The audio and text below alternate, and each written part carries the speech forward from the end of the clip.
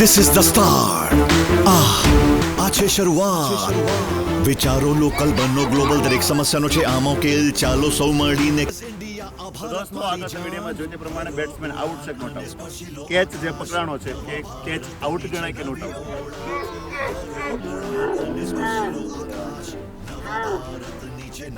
ફટાફટ કોમેન્ટ કરો.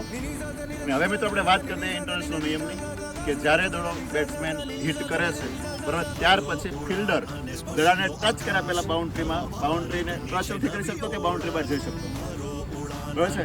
તો આ કેસ અંદર કેચમાં જોયો છે કે અગાઉ ફિલ્ડર છે બાઉન્ડ્રી અડી લે છે પછી કેચ પકડે છે બરાબર છે. દડાને અડ્યા પહેલા ફિલ્ડર બાઉન્ડ્રી અડી જાય છે, એ જ ફિલ્ડર પાસે કેચ પકડે તો એ સંજોગોમાં 6 છે. અને માની લો કે હું અને બીજો કોઈ ફિલ્ડર મારી બાજુમાં છે અને હું બાઉન્ડ્રી અડી ગયો તો મારે દડો પકડાય નહીં, અને પહેલો ભાઈબંધ જો પકડી લે કેચ તો કેચ આઉટ છે, પણ એ બાઉન્ડ્રી ટચ ન કર્યો હોય તો